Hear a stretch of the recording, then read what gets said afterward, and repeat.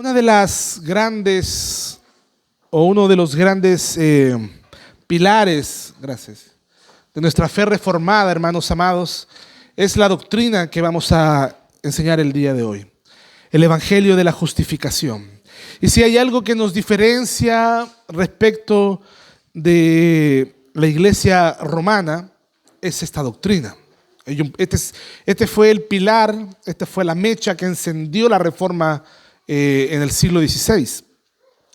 Y hemos visto hasta ahora por qué somos católicos pero no romanos, por qué la Escritura es nuestra fuente de autoridad y no el magisterio y la verdad, el magisterio y la tradición, que para nosotros están subordinadas a las Escrituras. Hemos visto también, hermanos queridos, que tenemos, a pesar de que tenemos esa realidad, tenemos algo en común con la Iglesia Cristiana Universal de todos los tiempos, ¿verdad? Que tiene que ver con esa definición de fe que hicieron los concilios en los primeros siglos. Pero hoy día vamos a ver en qué nos diferenciamos de manera fuerte con la Iglesia romana. Por eso, y tiene que ver todo con esta doctrina, ¿verdad? El Evangelio de la justificación. Y te invito a abrir tu Biblia en Romanos capítulo 3, versículos 21 al 28, donde vamos a basar el sermón del día de hoy, para tratar de entender por qué la fe reformada es distinta y es bíblica, a diferencia de la fe romana. Capítulo 3, versículo 21 al 28 dice así: pero ahora, aparte de la ley, se ha manifestado la justicia de Dios, testificada por la ley y por los profetas. La justicia de Dios por medio de la fe en Jesucristo, para todos los que creen en Él, porque no hay diferencia. Por cuanto todos pecaron y están destituidos de la gloria de Dios, siendo justificados gratuitamente por su gracia, mediante la redención que es en Cristo Jesús, a quien Dios puso como propiciación por medio de la fe en su sangre, para manifestar su justicia a causa de haber pasado por alto en su paciencia los pecados pasados, con la mira de manifestar en este tiempo su justicia, a fin de que Él sea el justo y el que justifica, ¿verdad?, al que es de la fe de Jesús. ¿Dónde pues está la jactancia? Que era excluida. ¿Por cuál ley? ¿Por la de las obras? No, sino por la ley de la fe. Concluimos pues que el hombre es justificado por la fe sin las obras de la ley. Amén y amén. Hermanos, en esta serie hemos afirmado algo que quizás pueda sonarle extraño a algunos o incluso provocador para quienes no comprenden nuestra fe. Me refiero a que los reformados somos verdaderamente católicos.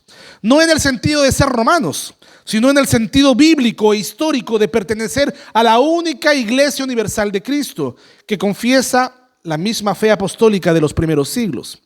Nosotros no rechazamos la herencia de la Iglesia antigua. Al contrario, la honramos, ¿verdad? La abrazamos, pero hay una diferencia crucial. Decimos nosotros que la verdadera catolicidad solo puede manifestarse cuando permanece sometida a la autoridad que es la Escritura, la palabra de Dios, la autoridad suprema. Y es aquí donde la Iglesia de Roma se apartó del camino de la fe apostólica, añadiendo un montón de cosas que nada tienen que ver con las Escrituras. No porque negaron las Escrituras, ellos no negaron la Biblia, sino por añadirle otras autoridades que oscurecieron las Escrituras. Y el resultado fue que el punto más importante del cristianismo, me refiero al Evangelio, de cómo puede ser un pecador salvo, que es el corazón del Evangelio, ¿verdad?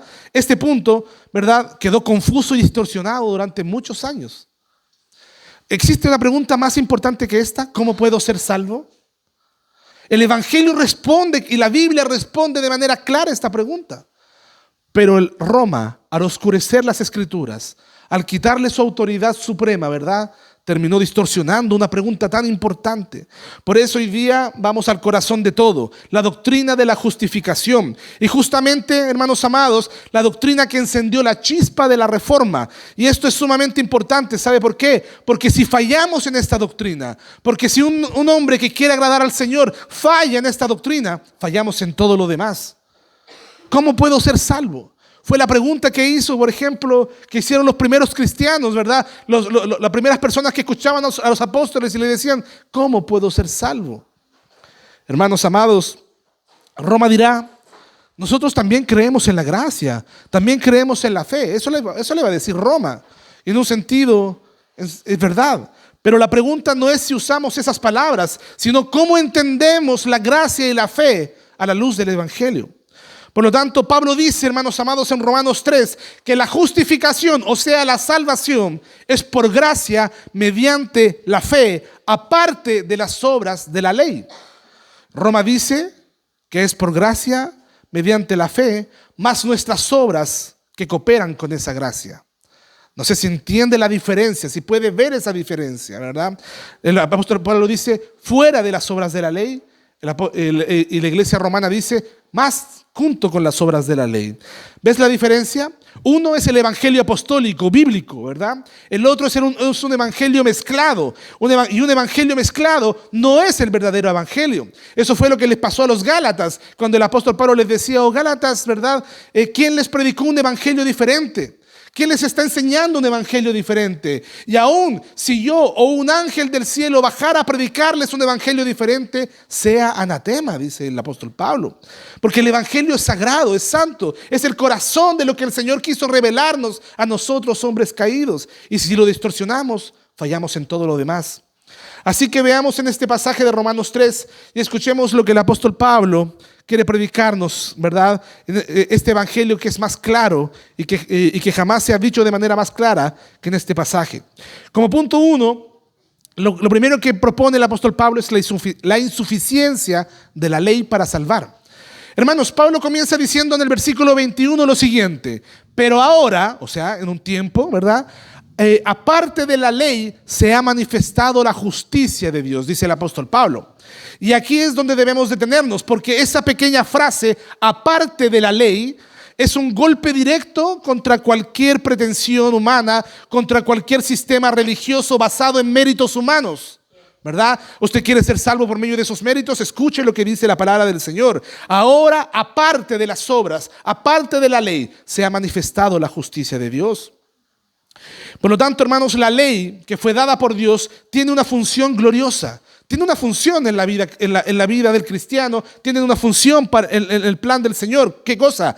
Revelar el carácter santo de Dios, ¿verdad? Y al mismo tiempo revelar nuestra propia, ¿verdad? Nuestro propio pecado, revelarle al hombre su pecado. Es como aquel hombre que no puede ver las manchas que tiene en el rostro hasta que se enfrenta a un espejo y puede ver lo manchado que está su rostro para lavarlo, ¿verdad? Pero el espejo no le lava, ¿verdad? El espejo solamente muestra en las manchas. Así también la ley del Señor sirve como un espejo para mostrar nuestro propio pecado, pero el espejo no te salva, la ley no te salva, te muestra simplemente cuál es el problema, cuál es tu pecado.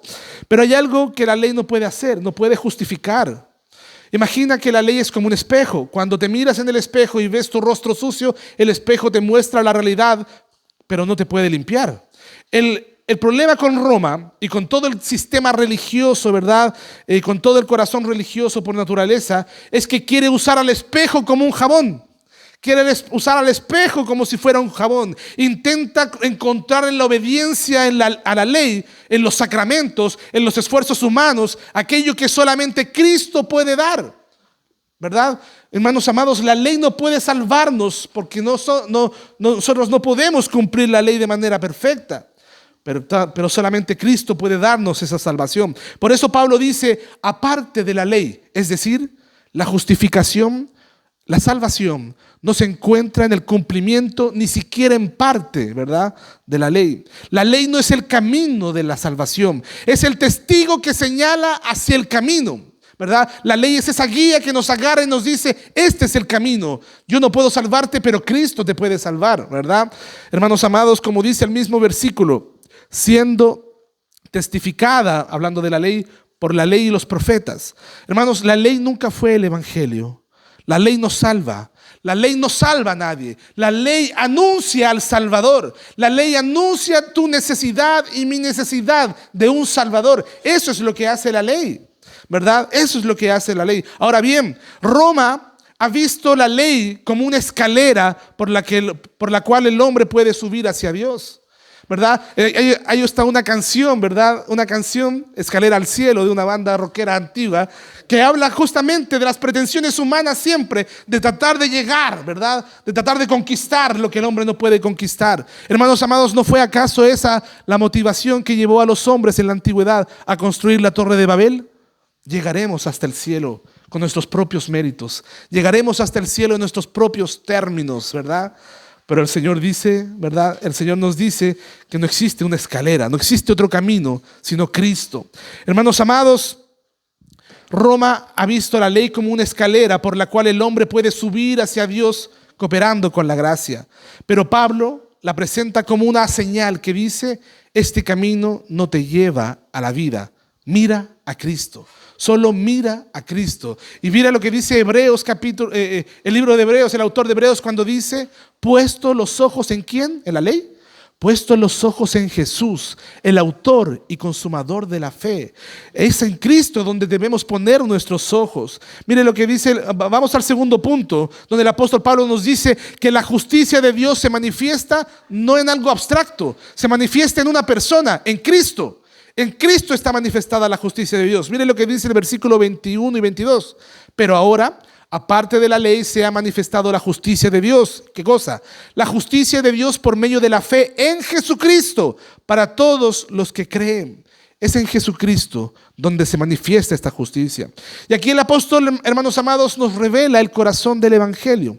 Que la justicia que salva no es la justicia que producimos como seres humanos, sino la que recibimos como hombres, ¿verdad? Y la recibimos de Dios. Hermanos, esta justicia divina no es una justicia humana, es la justicia de Dios. Partamos de esa base, ¿verdad? Hacemos la gran diferencia entre Dios como verdaderamente santo y justo y nosotros hombres como incompletos, ¿verdad? Como faltos en justicia. Tampoco esta justicia revelada por Dios no es una justicia que alcance el hombre, ¿verdad? Sino es una justicia que es manifestada por Dios.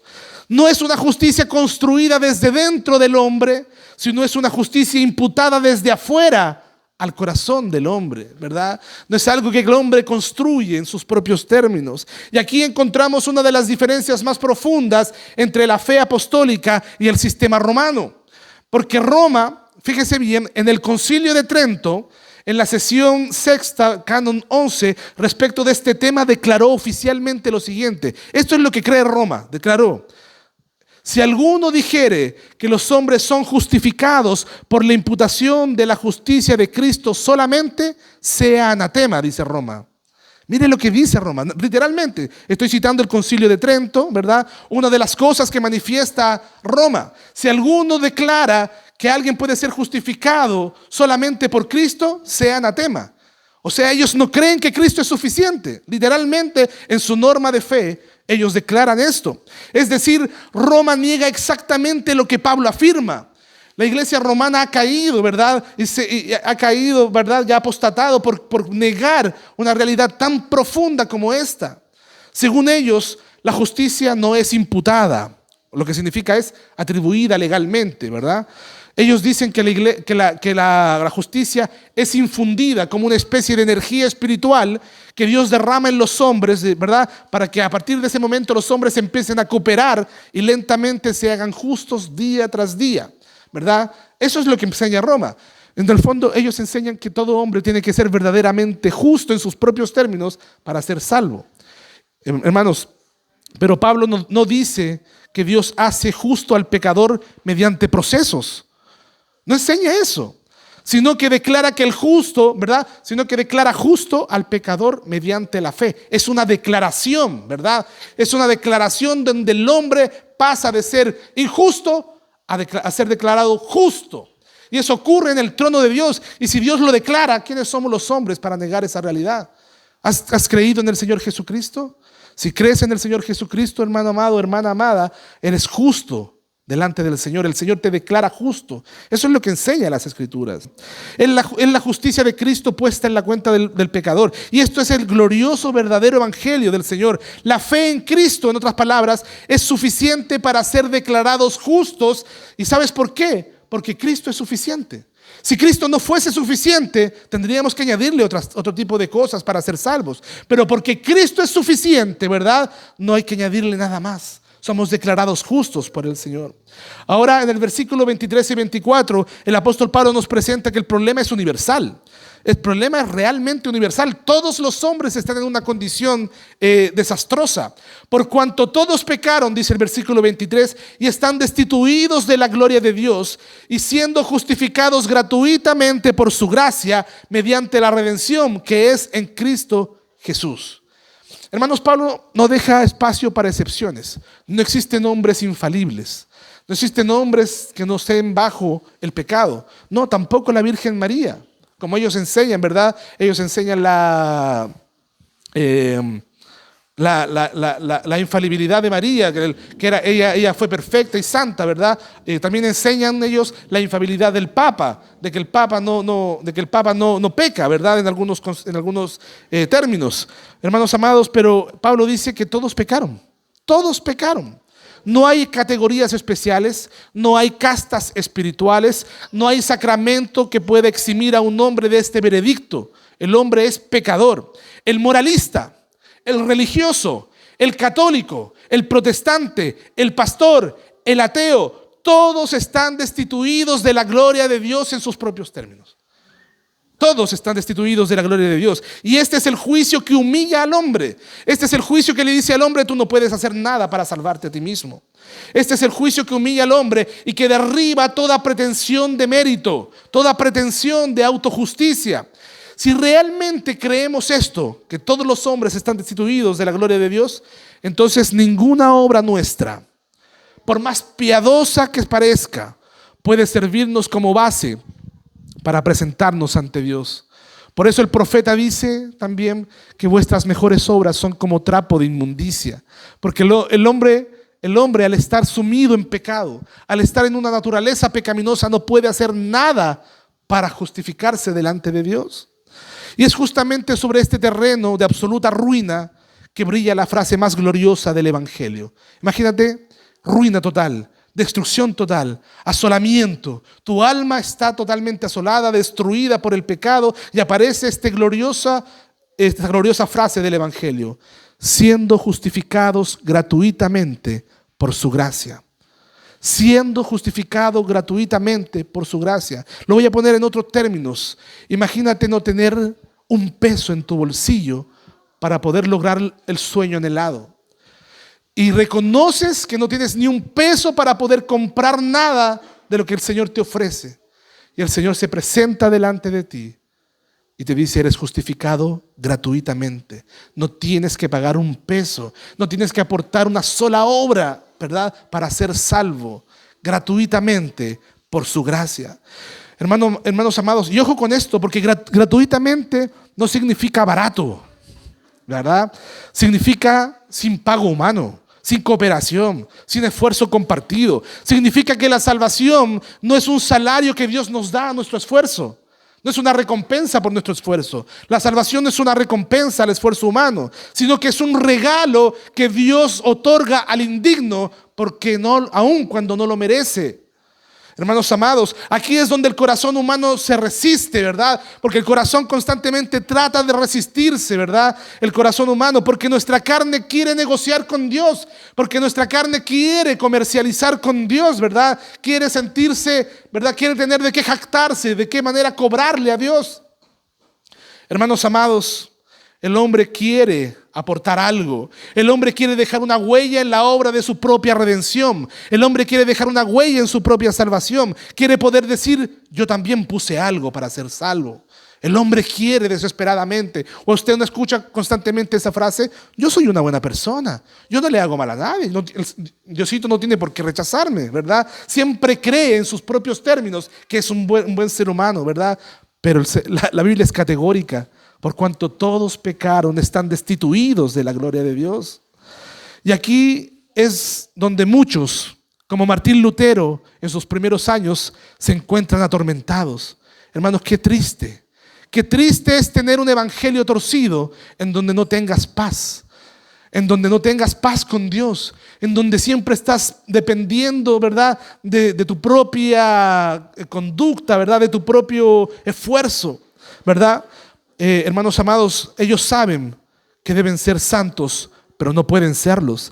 Saben que deben amar a Dios, pero sus corazones están fríos. Saben que deben obedecer, pero tropiezan una y otra vez, como todos los hombres lo hacemos. Roma les dice: coopera con la gracia, ¿verdad? Coopera con la gracia, esfuérzate, alcanza la justicia en ti mismo. Para entender lo que significa, pero Pablo responde: la justicia no se alcanza, la justicia se recibe por la fe en Cristo Jesús. Y para entender lo que significa gracia, hermano amado, permítame ilustrarlo. Imagina a un hombre culpable, ¿verdad? Culpable en un juicio.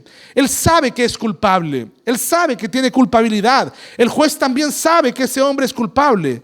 Misericordia sería que el juez decidiera no castigarle, pero gracia va mucho más lejos. Es que el juez se levante, baje del estrado, ¿verdad?, tome el lugar del reo y reciba la condena en su lugar, para luego volver y decirle al culpable: vete, ahora eres libre, yo pagué por ti. Eso, hermanos amados, es gracia. Eso es lo que Dios hizo. No solamente no nos dio el castigo que merecíamos, sino que nos dio una fortuna mucho mayor, ¿verdad? Nos hizo hijos suyos, nos hizo salvos, nos adoptó como hijos suyos, ¿verdad? Y nos coronó con riquezas espirituales y nos da una herencia celestial, ¿verdad? Una herencia, hermanos. Eso es gracia. Eso es lo que Dios hizo en Cristo por ti y por mí. No solamente nos perdonó, Él tomó nuestro lugar, ¿verdad? No solamente dejó pasar el pecado, Él castigó el pecado en otro, en Cristo Jesús. Hermanos, Él no solamente canceló la deuda, Él pagó la deuda por nosotros. Por eso Pablo nos dice: siendo justificados. En otras palabras, siendo declarados justos. Somos declarados justos por Dios, como si nunca hubiéramos pecado y como si hubiésemos obedecido perfectamente. Hermano, yo sé que eso cuesta entenderlo. Cuesta mucho entenderlo, hermanos amados, pero ese es el misterio del evangelio. Como yo sé que peco, yo sé que he pecado contra Dios, yo sé que peco, muchas veces hago lo que no quiero hacer, ¿verdad? ¿Cómo es posible que Dios me declare como alguien perfecto que nunca ha pecado?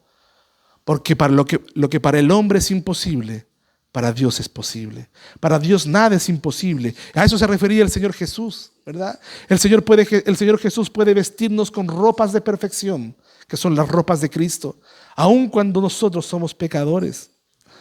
Porque esa es exactamente la justicia que Cristo nos otorga.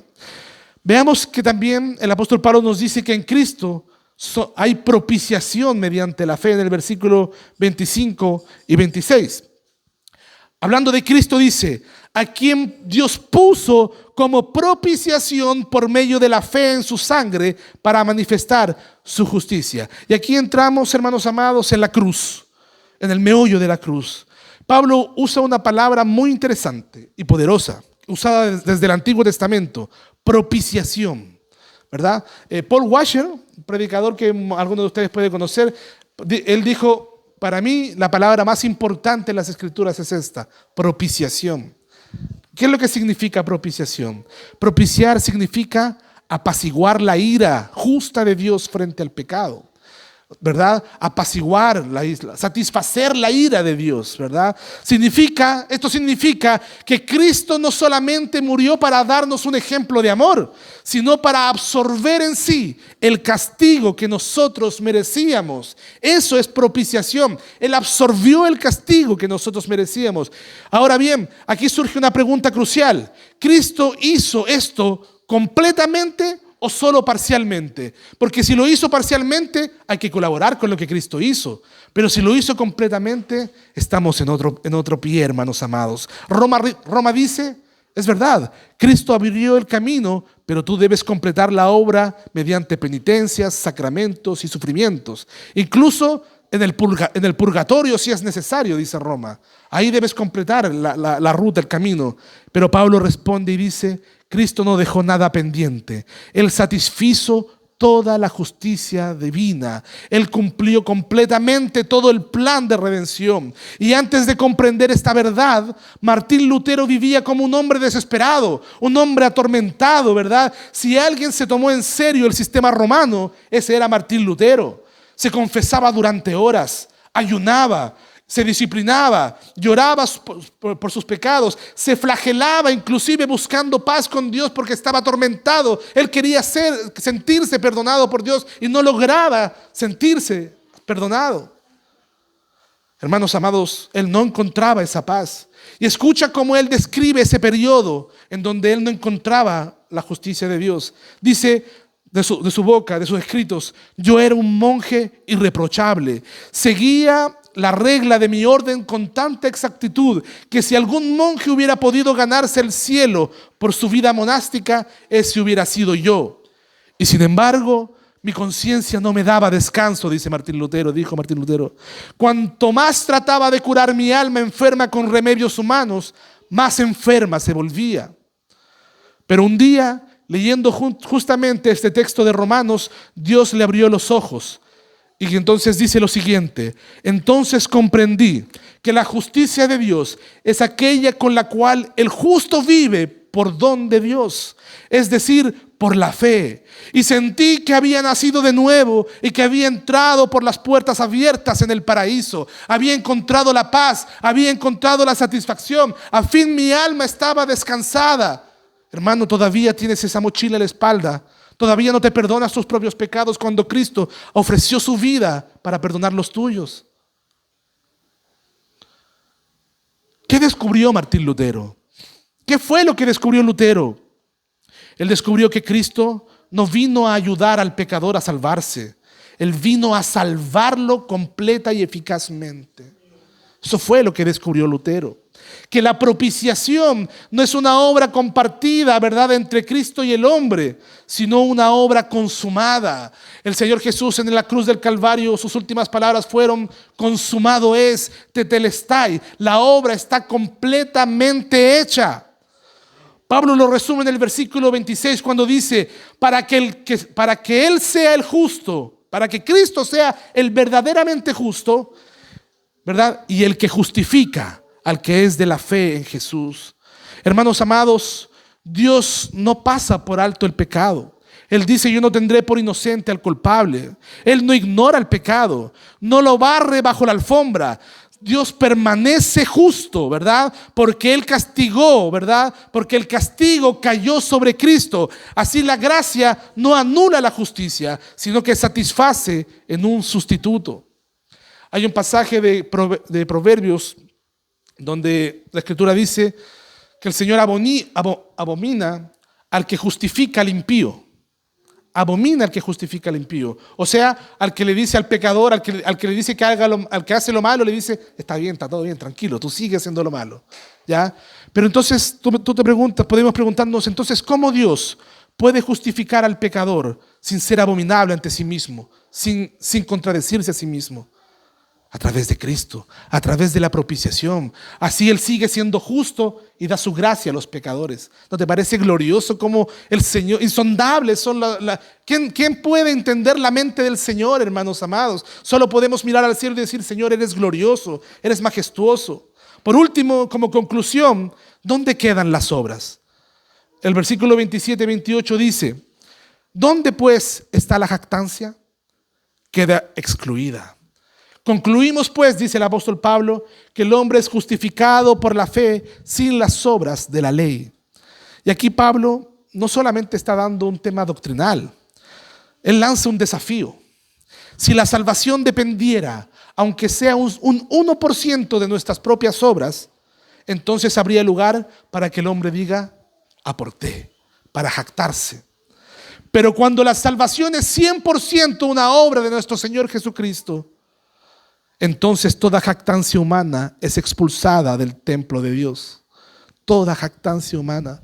Hermano, no te jactes de nada. Vengamos ante Cristo simplemente con humildad y digamos: Señor, toda la gloria es tuya. El evangelio que predica Roma deja una puerta abierta para la gloria del hombre. Cristo hizo su parte, dicen ellos, ahora haz la tuya para completar tu salvación. Pero el evangelio apostólico cierra toda puerta y rompe todo pedestal. No hay altares para los méritos humanos. No hay tronos para la obediencia personal. No hay coronas para los santos que se salvaron por su esfuerzo, hermano amado. Solo hay un trono, solo hay una gran corona, solo hay un hombre exaltado ante el cual se arrojan las coronas humanas. Jesucristo, hermanos amados. Por eso los reformadores no solamente proclamaron sola gracia y sola fe, sino que coronaron con un grito final cuando dijeron: solo a Dios la gloria, solo a Dios le pertenece la gloria. Si la salvación es por la obra del hombre, la gloria es del hombre. Pero si la salvación es por la obra de Cristo, la gloria solo es de Él, solo es de Dios. Entonces, hermanos, si aún confías en tu obediencia, si aún confías en tu vida religiosa, si aún confías en los sacramentos, en tu trayectoria espiritual, en tu antigüedad en la iglesia, hoy debes soltar todo esto. Hoy debes renunciar a toda jactancia, hermano querido. Eso no es fe, eso es orgullo disfrazado de piedad. Por lo tanto, te invito a venir a Cristo ahora con manos vacías. Venir a Cristo con las manos vacías, porque solamente el que no trae nada puede recibirlo todo. Y si has creído en este evangelio glorioso, vive agradecido. Vive no confiado en ti, sino descansando en Cristo. Que tu vida, que tu adoración, que nuestra obediencia no sean una moneda de cambio para ganar el favor de Dios. No funciona así, ¿verdad? Sino que nuestra obediencia, nuestra adoración, nuestra vida sea una respuesta de amor, ¿verdad? Una respuesta de amor porque ya lo tenemos todo en Cristo Jesús. No seamos legalistas, no caigamos en ese error, porque la Biblia es clara, hermanos amados. Cristo lo hizo todo. No tienes que hacer nada. Y si vas a vivir una vida de obediencia, de adoración a Dios, lo hacemos por amor a Él, porque Él ya nos los dio todo. Este es el verdadero mensaje apostólico. Este es el verdadero mensaje católico. Católico, sí, pero no romano. Solo a Dios la gloria. Pongámonos de pie, oremos al Señor.